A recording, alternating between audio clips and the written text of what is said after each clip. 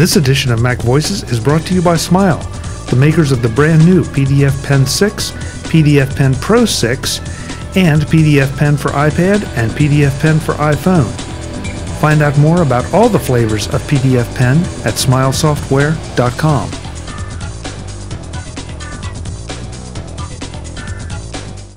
Hi, I'm Chuck Joyner, and this is MacVoices, the talk of the Mac community. I'm happy to welcome back Joe Kissell. This time he is the author of the newest edition of Take Control of Your Paperless Office. Second edition, I think, Joe. Is that right? Yes, it is. Great. So welcome back and congratulations on yet another edition of yet another Take Control book. Thank you. Well, it's always a pleasure to be here. I was saying just before we started recording that I'm taking time away from meeting my deadline for my next book to do this. So I'm already behind on the next one and the one after that. But the next one, if you think this is good, the next one's going to be really, really interesting. What a tease! Seriously, it's going to be real. Anyway. What a tease! So that means that you'll just be recording the next one about 2 hours later than this one. Yeah, that's right. Yeah.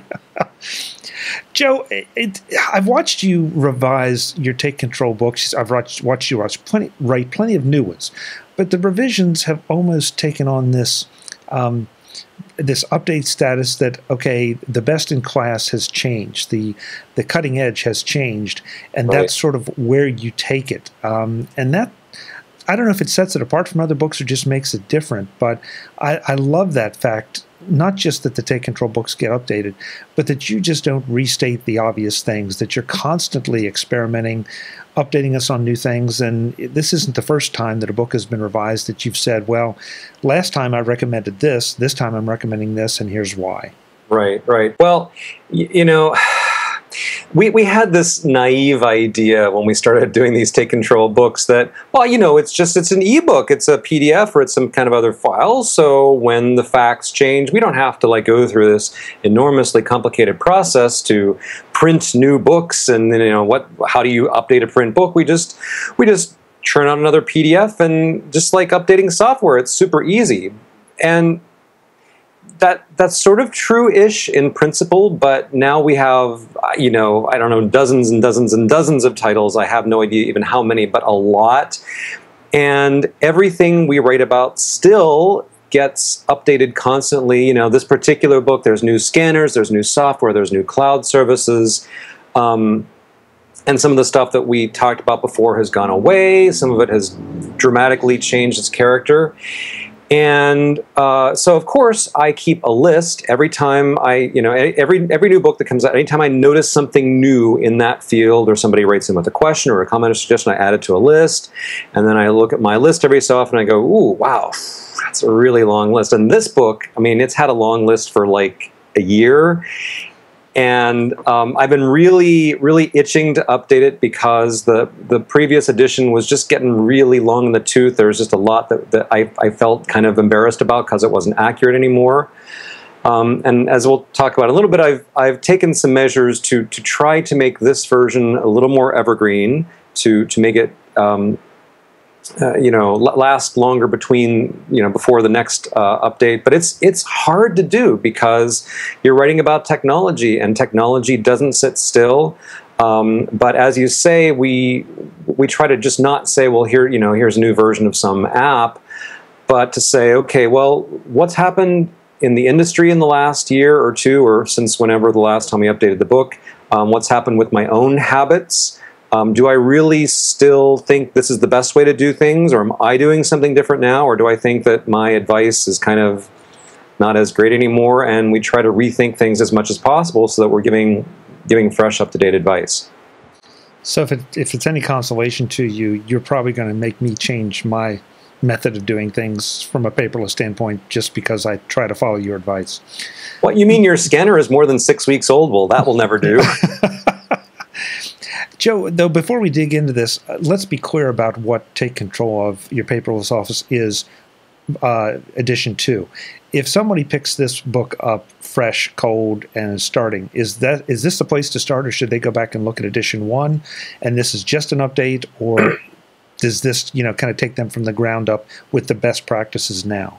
Right. So it's both. If you have never made any steps toward paperless office and you're just approaching this whole topic from scratch, no problem. I will walk you through everything, tell you everything you need to know. But if you already have done some work to set up a paperless office, maybe you got an earlier edition of the book a year or two ago, or maybe you just did something on your own. You know, you bought a scanner, you got some OCR software, you did some other sort of paperless activities.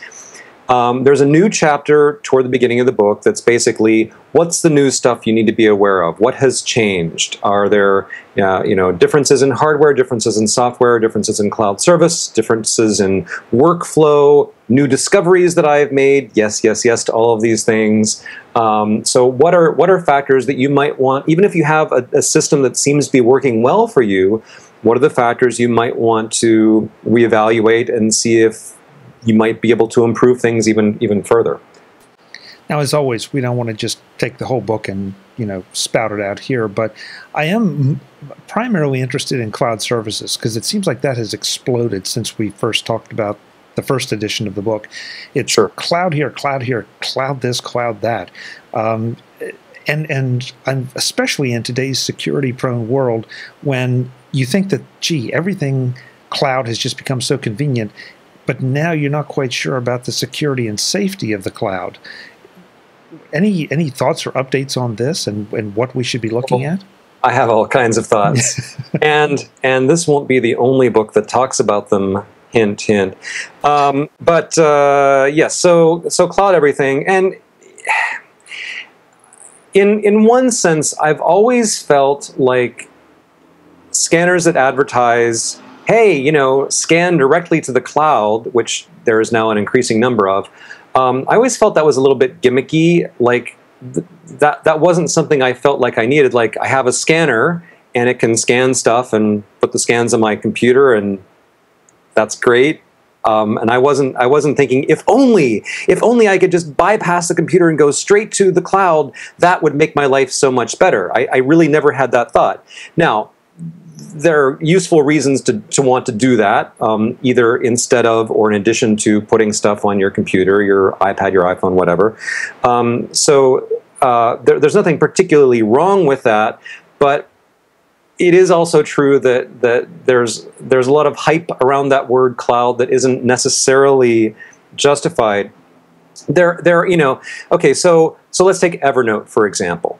Evernote has been around for a long time. It is very popular. It is one place that a lot of people choose to put the stuff that they have scanned, as well as other notes and snippets and things. If you have a paid premium Evernote subscription, then one of the features you get is that it will turn your scanned documents into searchable PDFs. So that's very cool. I mean, it's something that otherwise you'd have to have software on your Mac to do, and there are arguments why you should do one or the other. But if you like Evernote and you pay for that service and you like getting the searchable PDFs, hey, more power to you. But then one of the things that's happened since the last edition of the book is that a bunch of other cloud services that include OCR as a feature have shown up. And I've tried a number of them. And you have to really read the fine print and try out their 30-day trial version or whatever, because sometimes what you think is happening is not what's really happening. So for example, this is true of 2 or 3 services, which I will not name here because I don't need to shame anyone.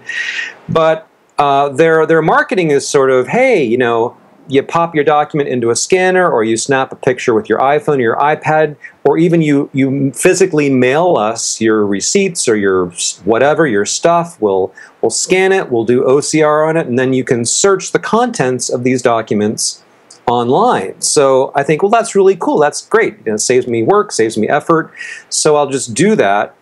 And then you realize later on that the only place you can search for these documents is on this website. So your documents stay searchable only as long as you continue to pay these companies a fee.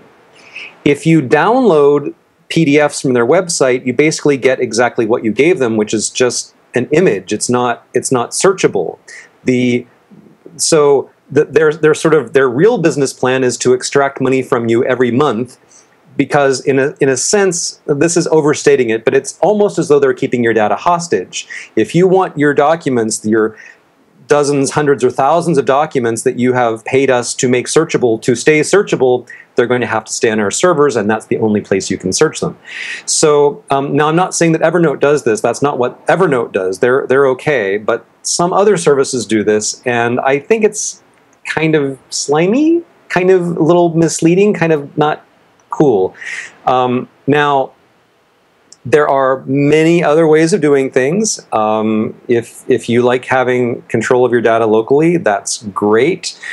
There are lots of OCR tools to choose from, and of course, even scanning an OCR is one component of a paperless office. I don't mean to represent that as being the whole thing by any means, but it does certainly pay to look at the details and find out what's really going on, and you might be surprised. I'm kind of relieved to hear that Evernote does not engage in that practice, because I think highly of Evernote. I use it in a limited fashion, but yeah, that does not seem quite right. And you asked, sorry, there was a part 2 to your question which I totally forgot, which was you were asking about privacy. So there are a couple of ways of looking at it. The one way, the safe way of looking at it, well, you could just say anything that goes onto the internet, assume that it's never private. Tough luck. That would not be terribly overstating things. You do have to take extra special care if the stuff that you're putting online is in any way private, especially if you are a doctor, a lawyer, an accountant, someone who is bound by rules like HIPAA, which have very strict, requirements about how, like if you're going to store anything online, not only does it have to be encrypted first, but it has to be encrypted in such a way that no one else can get at it, like not the people who work for the company that's storing your stuff, like they can't get at it without your permission. And a lot of companies like Dropbox, yes, they encrypt it, but they encrypt it in a way that their own employees could get at it if they needed to. So that would not be an example of one that you could use for this purpose. So, so yeah, I do talk about privacy in the book, and I will be talking more about that in other places soon. But it's definitely a concern, because every day there's now a news story about either some other security breach, a fruit-flavored company that we all know and love had a recent major security breach on their developer site, and there are constantly new revelations about various large government entities becoming aware of things we didn't think they were aware of, and so on and so on. So if you didn't think you needed to worry about privacy, yeah, you should really probably worry about it. And look, if the stuff that you're storing online is receipts for the grocery store, or letters from a museum or something, whatever, but anything that could have legal implications or financial implications bears scrutiny. Okay, so, and happily, that's the approach I've taken, that I tend to store it locally, back it up, and be satisfied with that. Lose the convenience, all that convenience of it being out there on the web, but also have some of the security. Any thoughts on how I best store it securely locally? Well, there's a range of options, and you have to sort of think about what kind of a risk or threat are you trying to protect against. So if you're worried about someone physically stealing your computer or walking up to it and messing around with it when you're not there, then of course you want to encrypt things locally. You might use File Vault to do that. You might use an encrypted disk image, or any of a dozen other ways. And that protects your data at rest. So when it's not actively being used, but it doesn't really protect your data when it's in transit or when you're logged in. So there are all these different scenarios that you might need to think through. Am I worried about someone sniffing data as it is being transmitted or received over the internet? Am I worried about someone hacking into my network from the outside and somehow looking at my documents? And I'm just noticing that it's suddenly gotten brighter in here. This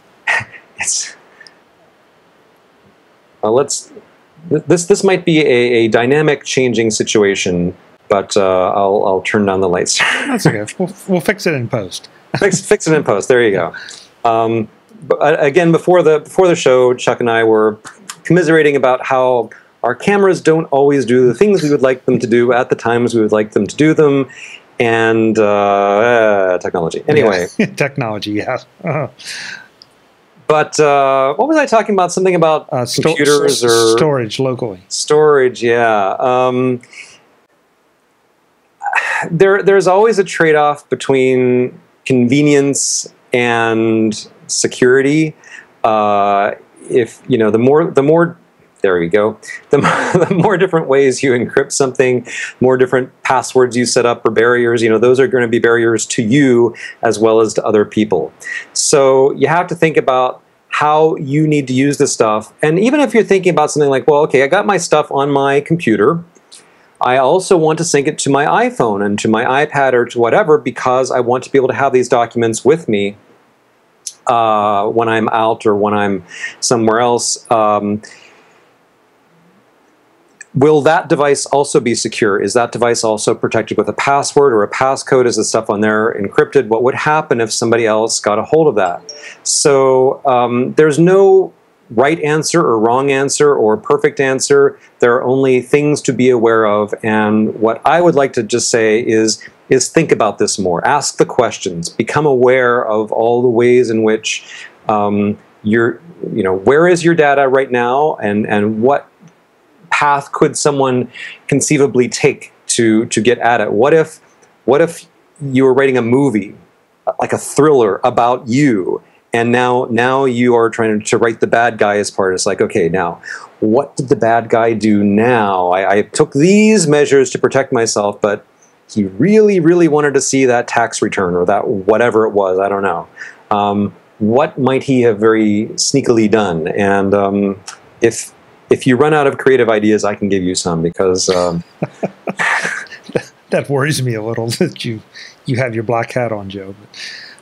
You may disagree with this, but I've thought a lot about this, and we all get kind of hung up on this everything everywhere, which is something that I think we all strive for, and I like. But then the practical side of me says, I really don't need to be able to access my tax return from 1997. When I'm on the plane on my way to San Francisco. The odds of me needing to do that are pretty slim. So I wonder about sort of a tiered approach to having access to everything, whether it's time-shifting things, which would potentially add a little bit of complexity to it. But I find myself just saying, it's enough that I've archived it and that I know where to get it, and there aren't that many things that I have to have right now, anywhere, anytime. Yeah, again, this is a very personal thing. There are some people for whom the potential convenience is just so huge. And I mean, the thing with me is, every time I've been in one of those situations where I suddenly need some particular document, it's always some document and some location where it never would have occurred to me beforehand that this is, be sure to make this document available in this place, because what if you're out and it's like, it always surprises me. So if you take the approach that you're just going to make everything available everywhere, you eliminate many of those surprises. You also reduce your security. If you take the tiered approach, you're making more work for yourself, and you're running the risk that you will forget about that one thing. There are some sort of in-between options. I mean, take CrashPlan, for example. Have you heard of CrashPlan? It's this backup program. Somewhere. Yeah, somewhere. So let's say you don't bother to sync any of your files anywhere, you only have them backed up, and you use CrashPlan's most ultra secure, super duper encryption. So you can still get at your stuff from an iPad or web browser on some computer or whatever if you need to. It's harder to get at your stuff there than if you've just stuck it in your Dropbox or whatever. So it's not as convenient as syncing, but it's also way, way more secure. So you might decide that your solution to the problem is just to back up everything, back it up really, really securely with CrashPlan, and then know that if the need arises, you can restore it, and it's a bit of a hassle, but it's not as much of a hassle as getting your information stolen. So, okay. How about if we shift away from the cloud and talk about some of the software that you're now advocating, assuming that maybe it's not the same software that we talked about before, or maybe it is. Maybe they're new versions. I don't know. And I'm just going to leave it there. What is there anything? Is there a best in class, or is there a set of best in classes that you recommend? Funny you should ask. So some of you may have seen an article I wrote recently for Macworld where I basically said, what if I scan the same couple of documents at a variety of resolutions and compression levels and, black and white, grayscale, color. I just scan the same two documents a bunch of different ways and then run all of those versions through several different OCR packages and see what I get out. Because I've done this sort of casually, informally, but I hadn't previously done it in a sort of rigorous, controlled setting. So I did that, and there are a couple dozen OCR apps for the Mac, and I just did. It was extraordinarily time-consuming to do this, so I didn't have time to try them all. I picked 4, and I was really surprised at the results. And the result that I was most surprised at is that of the 4 apps that I chose, the least accurate one was Adobe Acrobat Pro. I'm sorry. Really? If creating PDF documents, what should be better than that, right? Yeah. And it's a really expensive program, too. But it turns out that Acrobat Pro, in my semi-scientific tests, because I'd actually, I'd run the OCR given whichever settings, take the recognized text, copy and paste it into BBEdit, and then use the diff function, the compare documents function, to see where it diverged from a corrected original. So I noticed that the best of the ones that I tested was Abby FineReader Express. And of course, Abby FineReader also has embedded versions that are built into the Fujitsu ScanSnap software, a version that's built into DevonThink Pro Office, and in many other apps. So I tested those 2 versions of Abby FineReader, and I also tested PDFpen Pro. So PDFpen Pro came out sort of in the middle in terms of OCR accuracy, and of those 4, Acrobat Pro was on the bottom. That surprised me. The other thing that surprised me was I thought that if you take a PDF that's just a plain bitmap scan document, so just literally the picture, the image of the page, and you recognize the text in it, and you stick the text in, that basically that file would then grow by however much text there is. So not very much, because you're just adding some words. And with PDFpen, that's exactly what happens. So if you have a document that's a couple of megabytes and it's a few pages long, and you add the text, it grows by, a few K. Just words, right? But with all the other apps I tried, the results were all over the place. Sometimes the files actually shrank a lot because the graphics were being recompressed. And in Acrobat Pro's favor, it does have an option called Clear Scan, which instead of preserving the full resolution image, it basically replaces it with a custom font, it's a very cool thing, and it makes a much smaller file size. But one of the things I found was that if you take a black and white, not a grayscale, but a black and white image, run it through FineReader, however it's trying to recompress that image, it does a terrible job at it. And I had PDFs grow by like 10 times after being recompressed by FineReader.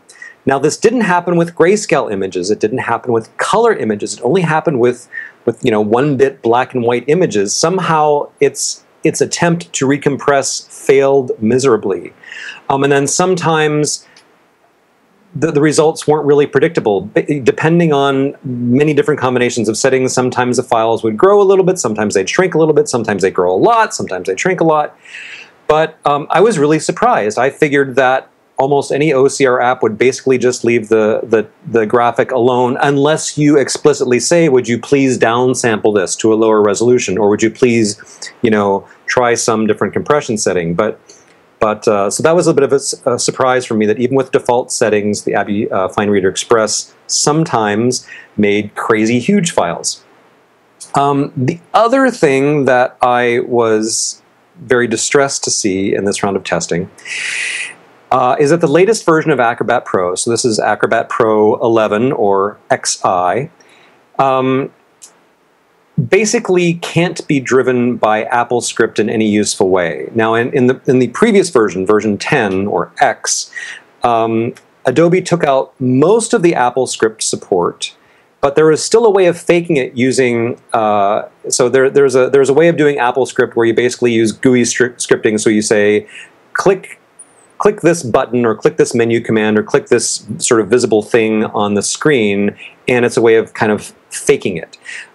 But in this version of Acrobat, Adobe even took away the ability to do that. You can't even fake it. You can't run OCR. I mean, you can do some things, but OCR is one of the things you can't do by just clicking on things on the screen virtually. So if you want to automate OCR, that is, if you want to set up, for example, an AppleScript folder action, so that whenever something comes in from my scanner, it goes into this folder someplace, and the AppleScript says, oh, hey, new thing in this folder, I'm going to just send this to Acrobat and run the OCR on it. So you can't do that anymore, not with Acrobat Pro 11. If you have the older versions of Acrobat, yes, you can do that. If you have PDF Pen, you can do that. If you have Read Iris Pro, you can do that. And there are other ways of pulling this off, but you can't do this with Acrobat. So basically, due to much poorer than expected accuracy, and due to the fact that you can no longer script it, Acrobat Pro is now on my naughty list. I do not recommend using it for OCR. You can use it for other things, that's great, but there are much better and cheaper apps for OCR, and use one of those instead. Joe, to try to save some people from having heart attacks right about now because they think of all the work they've put in, what can you give some quantitative indications of what the best in class versus the worst in class, or in this case, at least for this discussion, Adobe? I mean, are we talking 80% versus 95%, or are we talking 50% versus 95%? Okay, no, you're talking more like 80 versus 95. It's not. Okay. It's not like it's, pitiful. Right. And I will also say, so to slightly contradict my previous rant, if the reason you're doing OCR is that you want to be able to go back and search the contents of printed documents, and that's the only thing you want to do with it, you really don't need close to 100% accuracy, because chances are any given word you're interested in will show up multiple times in a document, and you'll search on that word and it will have gotten at least one of them right, or close enough. Most likely, most of the documents you care about, you will be the accuracy will be close enough that a search will get you in the ballpark.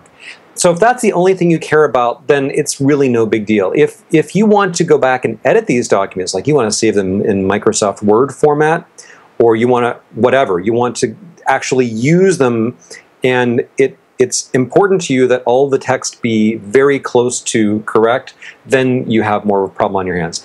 But hey, if you have an older version of Acrobat and you've been using it and it works for you, you don't have to change. It's fine. And if you do decide to change, all those documents that you've already recognized are still fine. The documents, I mean, once you've created a searchable PDF, the fact that a new version of software doesn't do as good of a job at creating new ones, I mean, that doesn't affect your existing documents. They're fine.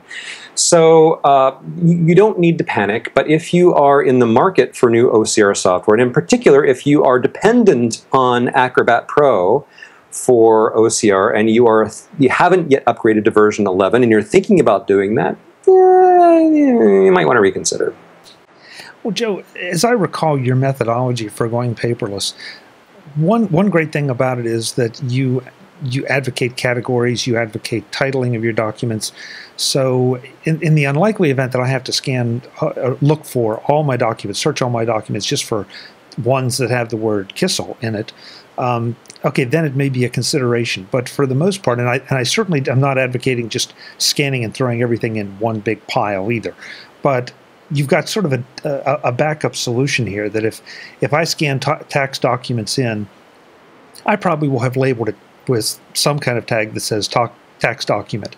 So Yeah, I may not have to search for my township or town name to get it. I'll be able to locate it another way in the event of a PDF recognition, excuse me, an OCR recognition failure. Sure. Yeah, and I talk about different strategies in the book. Do you want to go to the bother of naming all of your documents, tagging them, sorting them as you scan them? Do you want to save them up and do this once a week or once a month? Or do you just want to scan and have completely hands-off, just say, I'll search for it later, let it all go into one big pile? I have my own way of doing things, which is the right way, but other people have their, let's say, wrong ways of doing things, and who am I to disagree? It's the same thing with email.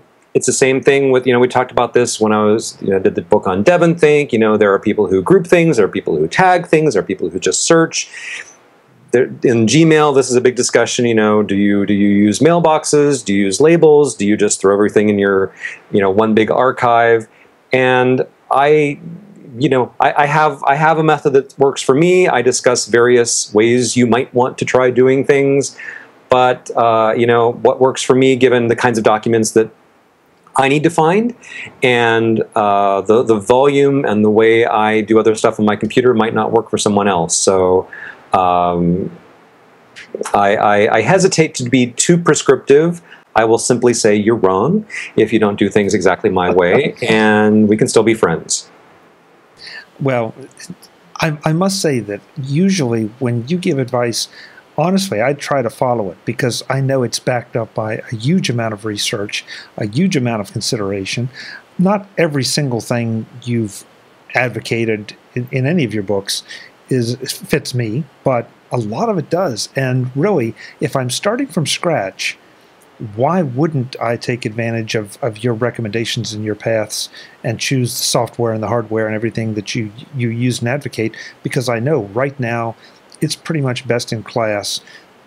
That may change next year, but if I make my own choices, it may change next year. So, well, if you like following my advice, what you could do is write a check and mail it to. You don't have to send me a check because I totally take PayPal too. Yeah, I've already written checks to all the people you've advocated, Joe. That's right. So where do we go from here? What is this? Is this a good time for someone who hasn't gone paperless yet? Is it a good time to reevaluate your paperless workflow if you have one? Yes. So a couple of interesting things. We've been talking about things like scanners and searchable PDFs, and those are important. You have to keep in mind, though, that if your whole strategy for having a paperless office is to take papers that come into your office and feed them through a scanner and put them on your disk and do whatever to them, you haven't actually reduced the number of papers in your life. You're treating them differently, but you're still handling the same number of papers. Now, maybe you get to then shred them or recycle them and you don't have to put them in a filing cabinet, and that's nice for you because it saves space, so that's great. But thinking of scanning and OCR as the solution to the paperless offices is kind of it's kind of missing the point. So in the book, I talk about other things. I talk about, heading off paper before it ever gets to you. And a lot of different techniques that you can do to do that. A lot of techniques that you, especially if you run or participate in a business, can do to stop generating so much paper. And I think a lot of us have now gotten used to the idea that we can use Passbook, for example, and not have to print out concert tickets or boarding passes or whatever. Instead, we have a thing on our iPhone, and we show our iPhone to the person at the door or the gate, and they scan it, and you're good to go. So that's great. It's great that a lot of the ways in which we used to all just automatically print stuff out have started to become digital and virtual rather than on paper. But there are many ways in which this can manifest itself. So I have a lot of advice for ways that you can prevent more paper from being generated. And I say too, it's not like, for me, it's not a religious thing. Like, I don't care. It's not that I've somehow dirtied myself if I have generated or touched a piece of paper. Like, it's fine. Paper's fine. There's no intrinsic problem with paper. It's not that handling or printing paper is an evil thing. It's just that not having to is more convenient. It's easier. It's faster. It's neat. Another thing that's happened is that there are now a lot of apps that a lot more apps that you can run on your iPhone that will do OCR on the fly. And of course, newer iPhones have better cameras than older iPhones. So if you are going somewhere where the instinct would be, okay, let's everybody swap business cards, maybe just snap a picture of the business card and your little app does OCR on it, sticks it in your contacts, and you're done, and you don't have to mess with the paper. If you would ordinarily pick up flyers at trade shows or that kind of thing, snap a picture instead, use a QR code, whatever. So I'm doing a lot more of this. Like, I gave a presentation a couple weeks ago at this conference, and there was all this information that I wanted people to be able to have with them after, and I thought, well, yeah, I should make a handout, and I should print out a few hundred copies and hand them to, well, no, why would I do that? I will make the handout, and I'll make it into a PDF, and I'll put the PDF in Dropbox, and then I will put up on the screen a gigantic QR code, so everybody can just hold their iPhones up to the screen, go tap, and then the PDF will download to whatever device they have in their hands, and that's that. So it's easier for me, easy for everybody else, and that's the sort of thing that I'm encouraging. That's very interesting. That's very interesting. How was the response to that? Good, bad? It was, well, in this particular instance, it was very good because it was an audience full of geeks. It was an audience for like system administrators and IT people. So of course they didn't blink. They all knew. I mean, on my way in, I saw people scanning QR codes all over the place. They didn't have to be explained to them. They didn't have to say, well, what do I do with this thing? Do I need an app? Where do I get the app? They knew. So I put the thing on the screen. I didn't even mention it. I saw everybody hold up their cell phones and snap the picture, and it was fine. I have also been in groups where I have to give a 5-minute explanation of what this is and how it works and why you should care and where to get the app and what to do with it. And it depends. It's an interesting way to wrap this discussion, because we all think of the same thing. We think of getting our monthly water bill and our monthly credit card bill and scanning it and OCRing it and then sending it into whatever system we have. And, we tend to forget that there are a lot of things out there, a lot of ways, different ways to go paperless. You mentioned Passport, the QR codes for information distribution. Those are just a couple, and I'm sure I'm sitting here thinking about the scanner apps that I have on my iPhone that I've used, so that I don't have to worry about losing that receipt. You snap it, or like you said, business cards. So there's a lot to this. There really is. Yeah, and a lot of the work is being done for us. Increasingly, not only do the banks and utility companies and all the rest offer paperless billing, but they are now often exacting a penalty if you don't use it. Like, yes, we'll email your thing for free, or we'll put it on the web for free, but if you want a paper copy, I'm sorry, that's going to be $2 a month. So it's, they're not all there, and there are some exceptions and some companies that are a little bit awkward to work with, but everyone's sort of getting it now, and that's becoming the expected thing, which certainly makes my job a lot easier. Well, and for our viewers in the U.S., when you start to look at what it must cost to mail the stuff and print the stuff, with postal rates going up, and printing costs seem to always go up, you can almost understand why they're going to create an incentive of some kind to encourage you to go paperless. And I should leave you with a story, Okay. a slightly relevant story. So about a month ago, my wife and my son and I, three-year-old son, decided we would go down, take a walk down to our bank to make a deposit. So our bank has envelope-free ATM deposits. You can stick a stack of bills in, you can stick a stack of checks in. The ATM scans all that stuff, figures out, what it was that you were trying to deposit, and it just credits your account. So that's great. And this isn't new. I mean, these kinds of things have been around for years, but they sort of hit while we were in France, and so it was new to us. Now, as adults with a 3-year-old child, we try to watch our language a little bit. There are certain words that we would like our child not to pick up prematurely, because words lead to questions that we can't necessarily answer. But on this particular occasion, I slipped up. So I have my son in my arms here, and my wife is depositing some checks and some cash. And she's just really excited about this, envelope-free deposit thing. She's marveling at this, and I sort of stand there and say, technology. And my 3-year-old son says, "What technology is, Daddy?" I'm like, I managed to keep him from learning the F word and the S word, but not the T word. Now I have to figure out how to explain technology to a 3-year-old.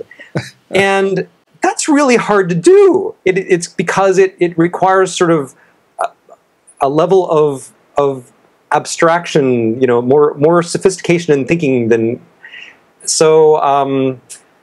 So you got to really, really watch your language around kids. And I still haven't sort of figured out how to explain technology in a way that he could fully appreciate, but I'm working on that. Yeah, that'll be another Take Control book at some point. Yeah, maybe so. Joe, give us the specifics of the book, how much it costs, upgrade policies, if there are any, or if you know them, all of that. So it's $10, and if I may say so, that's a bargain. This book is almost 150 pages long, and $10 for PDF, Mobi Pocket, EPUB. If you have an earlier version of the book, it's $5 to upgrade, which again I think is a really good deal because a ton of stuff changed in this book, including stuff that is specifically geared toward upgraders.